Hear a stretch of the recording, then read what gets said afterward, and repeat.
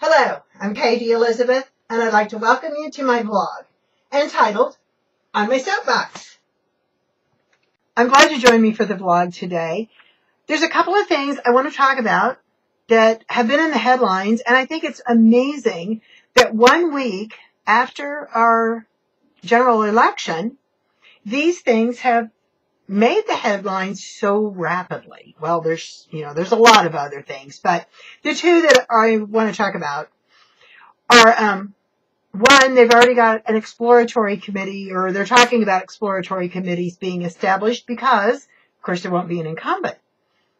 Unless, of course, they repeal the 22nd Amendment. But the other batch of headlines, I think, would indicate that's pretty much prohibitive right now. Not a great plan. So the exploratory committees are, everybody's seeing what the chances are and, who's making who the maddest. That's what it's always based on. Which demographics, which group of people are the most dissatisfied and would get behind a new candidate or one that, wasn't in last time, but they, had listened to and spoke favorably. But it really is based on who, which group of people are the most unhappy. Sad.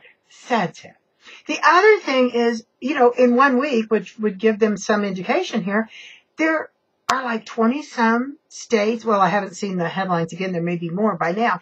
But like 20-some states have filed to secede the Union. Quick history lesson. That's been done in this country. And the secessionists did not come out so well in the deal.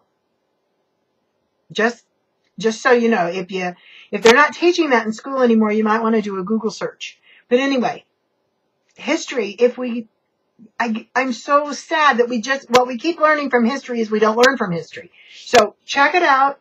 Check out the Google and see. Secession didn't work well. Now, as I'm thinking about these two major deals. Of course, we have the generals and the adultery and the soap opera replacement stuff that, every time the headlines start throwing this stuff out, I'm thinking, okay, what are they really doing? What's really going on?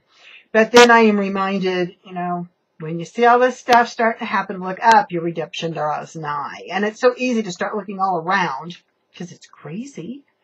But anyway, so what I'm thinking on this exploratory committee and the secession is we really need a third party, not that's going to come in and take over Washington, because that's not going to happen anyway. The Electoral College has pretty much got that tied up.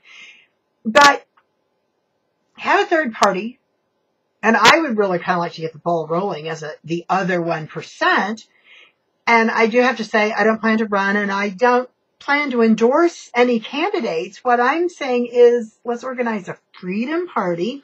And I've already got some great platforms. One, job creation. Here it is. God-given gifts and sweat equity. And the other one, let's see, what's another one of our big issues? Besides job creation, we won't secede because, I say let's pay some taxes and keep the roads. Anybody who thinks secession is going to be a piece of cake needs to come and drive up the road I live on. Now, see, I made the choice because I want to live off the beaten path. But there's a lot of people that are just not happy with Washington that I know they don't want to live off the beaten path. I do know that. So you might want to come check that out before you get too wrapped up in this idea. The other thing is, as this freedom party, and our job creation, no seceding, and just kind of being comfortable with kind of not being subculture, not being counterculture, let's just kind of reintroduce some culture.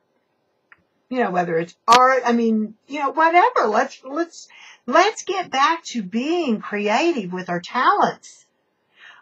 We got to quit operating on all this anger. It's just making people mad.